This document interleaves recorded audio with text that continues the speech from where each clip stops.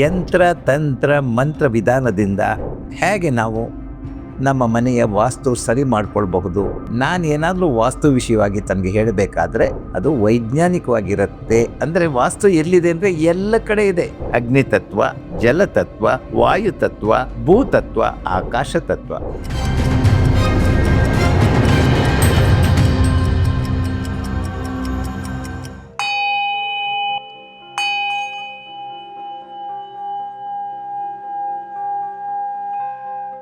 ಸರ್ವರಿಗೂ ನಮಸ್ಕಾರ.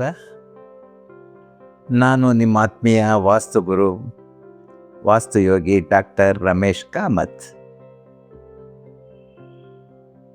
ಇವತ್ತಿನಿಂದ ನಮ್ಮ ಈ ತತ್ವಮಸಿ ಚಾನಲ್ನಲ್ಲಿ ವಾಸ್ತು ಪಾಠಗಳನ್ನ ಹೇಳ್ಕೊಡ್ಲಿಕ್ಕೆ ಶುರು ಮಾಡ್ತೇನೆ.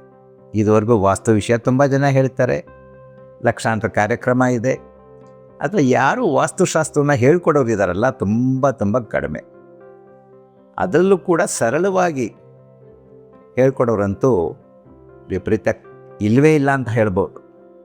ಬಹಳಷ್ಟು ಜನ ವಾಸ್ತು ತಜ್ಞರು ವಾಸ್ತು ಹೇಳ್ತೀವಿ ಅಂತ ಮನೆಗೆ ಹೋಗ್ಬಿಟ್ಟು ಅದು ಸರಿ ಇಲ್ಲ, ಇದು ಸರಿ ಇಲ್ಲ, ಮನೆ ಬಿಟ್ಬಿಡಿ, ಅದನ್ನು ಹೊಡೆದಾಕಿ ಇದನ್ನು ಹೊಡೆದಾಕಿ ಅಂತೆಲ್ಲ ಹೇಳಿ ಮೊದಲೇ ಬಾವಿನಲ್ಲಿ ಬಿದ್ದಿರೋರಿಗೆ ಸಮುದ್ರದಲ್ಲಿ ಹಾಕೋ ಕೆಲಸ ಮಾಡ್ತಾ ಇದ್ದಾರೆ. ಅದು ಆಗಬಾರ್ದು ಅನ್ನೋ ಕಾರಣಕ್ಕೋಸ್ಕರ ಯಂತ್ರ ತಂತ್ರ ಮಂತ್ರ ವಿಧಾನದಿಂದ ಹೇಗೆ ನಾವು ನಮ್ಮ ಮನೆಯ ವಾಸ್ತು ಸರಿ ಮಾಡ್ಕೊಳ್ಬಹುದು ಅನ್ನೋದನ್ನು ವಿಷಯನೂ ಹೇಳ್ತೇನೆ. ನಿಮಗೆ ವಾಸ್ತುಶಾಸ್ತ್ರದ ಕೆಲವು ಪ್ರೈಮರಿ ಲೆಸನ್ಸ್ಗಳಿಂದ ಶುರು ಮಾಡ್ತೇನೆ. ನಿಮ್ಮ ಪರಿಚಯ ಹೋದರೆ ಅದಕ್ಕೆ ಮಾತಿನಲ್ಲಿ ಒಂದು ಸುಂದರತೆ ಇರೋದಿಲ್ಲ, ಆತ್ಮೀಯತೆ ಇರೋದಿಲ್ಲ ಅನ್ನೋ ಕಾರಣಕ್ಕೋಸ್ಕರ ನಾನು ನನ್ನ ಬಗ್ಗೆನೇ ಸ್ವಲ್ಪ ಕೊಚ್ಕೊಂಡ್ಬಿಡ್ತೇನೆ. ಯಾಕಂದರೆ ನನಗೆ ಗೊತ್ತಿರೋಷ್ಟು ಚೆನ್ನಾಗಿ ಬೇರೆ ಯಾರಿಗೂ ಗೊತ್ತಿರಲಿಕ್ಕೆ ಸಾಧ್ಯ ಇಲ್ಲ. ಬೇರೆಯವರೇನಾದರೂ ಹೇಳಿದ್ರು ಕೂಡ ಅವರ ನಡುವಣ ಪ್ರೀತಿ ಸಂಬಂಧದ ಕಾರಣವಾಗಿ ಅದಕ್ಕೆ ಬೂದುಗನ್ನಡಿ ಹಾಕಿ ಇನ್ನೂ ನನ್ನನ್ನು ಬಹಳ ದೊಡ್ಡ ವ್ಯಕ್ತಿಯನ್ನಾಗಿ ಮಾಡೋ ಸಾಧ್ಯತೆಗಳು ಇರೋದರಿಂದ ನನ್ನ ಬಗ್ಗೆ ನಾನೇ ಹೇಳ್ಕೊಂಡ್ಬಿಡ್ತೇನೆ. ಇದು ನಮ್ಮ ಯುವ ಜನತೆಗೆ ಒಂದು ಪ್ರಚೋದನಕಾರಿಯಾಗೂ ಕೂಡ ಇರುತ್ತೆ. ನಾನು ಡಾಕ್ಟರ್ ರಮೇಶ್ ಕಾಮತ್ ಅಂತ. Basically I am an electrical engineer, I am a sound engineer, I am a computer engineer. I did my doctorate in psychology from UK. I was the former director of the Jawaharlal Nehru planetarium, Bangalore. ಒಬ್ಬ ವಿಜ್ಞಾನಿ.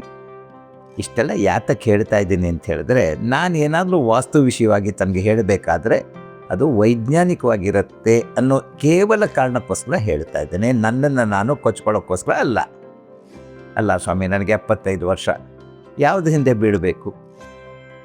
ನೀವು ನಮ್ಮ ಬಸವನಗುಡಿಯ ವಾಸ್ತು ಕುಟೀರಕ್ಕೆ ಬಂದರೆ ದೊಡ್ಡದಾಗಿ board ಹಾಕಿರ್ತೀನಿ, ಅಲ್ಲಿ ಉಚಿತವಾದ ವಾಸ್ತು ಸಲಹೆ ಅಂತ. ಯಾರು ಬೇಕಾದರೂ ಬಂದು ಉಚಿತವಾಗಿ ವಾಸ್ತು ಸಲಹೆ ಪಡಿಬೋದು. ಇದು ಖಂಡಿತ ನನ್ನ ಪ್ರೊಫೆಷನ್ ಅಲ್ಲ, ಒಂದು ಆಧ್ಯಾತ್ಮಿಕ ಸೇವೆ ಅಂತ ಅಂದುಕೊಳ್ಳಿ. ಯಾವುದೇ ಒಂದು ಶಾಸ್ತ್ರ, ಅದರಲ್ಲಿ ನೀವು ಪರಿಣಿತರಾಗಬೇಕಾದ್ರೆ, ನೀವು ಹೇಳಿದ್ದು 4-6 ಜನರಿಗೆ ಒಳ್ಳೆಯದಾಗಬೇಕಾದ್ರೆ ಗುರುವಿನ ಅನುಗ್ರಹ ಇರಬೇಕು. ನನಗೆ ಅಂತಹ ಗುರುಗಳೊಬ್ಬರು ನನ್ನ ಜೀವನದಲ್ಲಿ ಸಿಕ್ಕಿದ್ರು. ಅವರೇ ಭಗವಾನ್ ಸ್ವಾಮಿ ನಿತ್ಯಾನಂದರು ಅಂತ. ಬಿಡದಿ ನಿತ್ಯಾನಂದರಲ್ಲ, ಭಗವಾನ್ ನಿತ್ಯಾನಂದ ಅಂತ ಹೇಳಿದ್ರೆ ಅವರು ಕೇರಳದಲ್ಲಿದ್ದವರು. ಅವ್ರು ಯಾರು ಅಂತ ಯಾರಿಗೂ ಗೊತ್ತಿಲ್ಲ. ಒಂದು ಮನೆ ಮುಂದೆ ಒಂದು ಸಣ್ಣ ಮಗುನ ಯಾರೋ ಬಿಟ್ಟು ಹೋದ್ರು, ನಂತರ ಯಾರೋ ಒಬ್ಬರು ಸಾಕ್ಕೊಂಡ್ರು. ನಂತರ ಅವರು ವಿದ್ಯಾಭ್ಯಾಸಕ್ಕೂ ಹೋಗದೆ ಬರೀ ಆಧ್ಯಾತ್ಮಿಕ ಕ್ರಿಯೆಯಲ್ಲಿ ತೊಡಗಿಕೊಂಡು ಹಲವಾರು ಪವಾಡಗಳನ್ನ ಮಾಡಿ ನಂತರ ಮುಂಬೈ ಸೇರಿದ್ರು. ಅಲ್ಲಿ ಗಣೇಶ್ಪುರಿ, ವಜ್ರೇಶ್ಪುರಿ ಜಾಗದಲ್ಲಿದ್ದರು. ಈಗ ಅವರ ಸಾವಿರಾರು ಆಶ್ರಮಗಳಿದೆ. ಇವಾಗಿಲ್ಲ ಅವರು. ನಾನೊಬ್ಬ ಭಾಗ್ಯವಂತ, ಯಾಕಂದರೆ ಅವರ 3 ಬಾರಿ ಅವರ ದರ್ಶನ ಆಗಿದೆ, ಅವರಿಂದ ಆಶೀರ್ವಾದ ಪಡೆದಿದ್ದೇನೆ. ವಸ್ತುರೇವ ವಾಸ್ತು ಅಂತ ಹೇಳುತ್ತೆ. ವಾಸ್ತು ಅಂದ ಕೂಡಲೇ ಈ ಒಂದು ನುಡಿಯನ್ನು ಮನದಟ್ಟು ಮಾಡಿಕೊಳ್ಳಿ. ವಸ್ತುರೇವ ವಾಸ್ತು ಅಂದರೆ ವಾಸ್ತು ಎಲ್ಲಿದೆ ಅಂದರೆ ಎಲ್ಲ ಕಡೆ ಇದೆ. ನೀವು ಯಾವ ಸ್ಥಳ ಹೇಳ್ತೀರಲ್ಲ, ಅಣುರೇಣು ತೃಣಕಾಷ್ಟದಲ್ಲೂ ಇದೆ ಅಂತ ಹೇಳಿದ್ಮೇಲೆ ಎಲ್ಲಿಲ್ಲ ಅಂತ ಕೇಳಬೇಡಿ. ನಮ್ಮ ಮನಸ್ಸಿನಲ್ಲೂ ಇದೆ, ನಮ್ಮ ದೇಹದಲ್ಲೂ ಇದೆ, ನಾವು ವಾಸಿಸೋ ಜಾಗದಲ್ಲಿದೆ, ನಾವು ವಾಸಿಸೋ ಈ ಭೂಮಿನಲ್ಲೂ ಇದೆ, ಇಡೀ ವಿಶ್ವದಲ್ಲೇ ಈ ವಾಸ್ತು ಇದೆ. ವಾಸ್ತು ಅಂದರೆ ಈ ಒಂದು 5 ತತ್ವಗಳನ್ನ ಮನವರಿಕೆ ಮಾಡಿಕೊಳ್ಳಿ.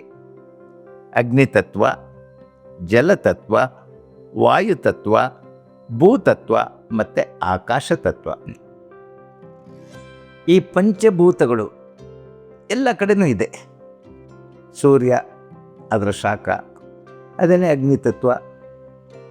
ನಮ್ಮ ಭೂಮಿನಲ್ಲಿ ಮುಕ್ಕಾಲು ವಾಸಿ ನೀರೇ ಇದೆ, ಅದು ಜಲತತ್ವ. ನಮ್ಮ ವಾತಾವರಣದಲ್ಲಿ ಗಾಳಿ ಇದೆ, ಅದು ವಾಯುತತ್ವ. ನಾವು ಭೂಮಿ ಮೇಲೆ ವಾಸಿಸ್ತೀವಿ, ಅದು ಭೂತತ್ವ. ಹಾಗೆಯೇ ಆಕಾಶ ಅಂಥೇಳಿದ್ರೆ ಇಡೀ ಬ್ರಹ್ಮಾಂಡ ನಮ್ಮ ಕಣ್ಣಿಗೆ ಎಷ್ಟು ಕಣ್ಣರಿಸಿದ್ರೆ ಅಷ್ಟು ದೂರ ಹೋಗ್ತಾ ಇದೆಯಲ್ಲ ಆಕಾಶದ ಹತ್ರ ನೋಡಿದ್ರೆ, ಅದು ಆಕಾಶ ತತ್ವ. ಅದು ನಾನು ಹೊರಗಡೆ ಹೇಳಿದೆ. ನಮ್ಮ ಒಳಗಡೆ ನಮ್ಮ ದೇಹದ ಶಾಖ ಏನಿದೆಯಲ್ಲ ಅದೇ ಅಗ್ನಿತತ್ವ. ಆ ಶಾಖ ಇಲ್ದಿರ ಬದುಕಲಿಕ್ಕೆ ಸಾಧ್ಯನ? ನಾವು ಉಸಿರಾಡ್ತೀವಿ, ಅದು ವಾಯುತತ್ವ. ಉಸಿರಾಡದೆ ಮನುಷ್ಯ ಇರ್ಲಿಕ್ಕೆ ಸಾಧ್ಯ ಏನ್ರಿ? ಹೇಗೆ ಭೂಮಿನಲ್ಲಿ ಮುಕ್ಕಾಲು ವಾಸಿ ನೀರಿದೆಯೋ ನಮ್ಮ ದೇಹದಲ್ಲೂ ಕೂಡ ಮುಕ್ಕಾಲು ವಾಸಿ ನೀರಿದೆ. ಅದೊಂದು ಸರಿ ಪ್ರಮಾಣದಲ್ಲಿರಬೇಕು. ಅದು ಜಲತತ್ವ. ನಮ್ಮ ಮಾಂಸ, ಮೂಳೆ, ಏನೇನು ಘನ ಪದಾರ್ಥಗಳಿದೆಯಲ್ಲ ನಮ್ಮ ಈ ದೇಹದಲ್ಲಿ, ಅವೆಲ್ಲ ಭೂತತ್ವಗಳು. ನಂತರ ಆಕಾಶ ತತ್ವ ಎಲ್ಲಿದೆ ಅಂತ ಹೇಳಿದ್ರೆ, ನಮ್ಮ ಮೆದುಳಿನಲ್ಲಿ ಏನೇನು ಜ್ಞಾನಗಳು ಉಂಟಾಗ್ತಾ ಇದೆಯಲ್ಲ ಅಥವಾ ಏನೇನು ಸಂಗತಿಗಳು ನಡೀತಾ ಇರುತ್ತಲ್ಲ, ಅವೆಲ್ಲ ಆಕಾಶ ತತ್ವ. ಅವೆಲ್ಲವೂ ಕೂಡ ಒಂದು ಸಮತೋಲನದಲ್ಲಿರಬೇಕು. ಯಾವುದೇ ಒಂದು ಜಾಸ್ತಿ ಕಡಿಮೆ ಆದರೂ ಕೂಡ ಮನುಷ್ಯನಲ್ಲಿ physical, mental, emotional, social, economical ಎಲ್ಲ ಥರದ ಸಮಸ್ಯೆಗಳಿಗೂ ಕೂಡ ಈ ಪಂಚಭೂತಗಳೇ ಕಾರಣ. ಇದು ನೀವು ಮೊದಲಿಗೆ ಅರ್ಥ ಮಾಡ್ಕೊಳ್ಬೇಕಾದಂತಹ ಸಂಗತಿ. ಇವತ್ತಿಗೆ ಇಷ್ಟು ಸಾಕು ಅಂತ ಅಂದ್ಕೊಡ್ತೇನೆ. ನಮಸ್ಕಾರ.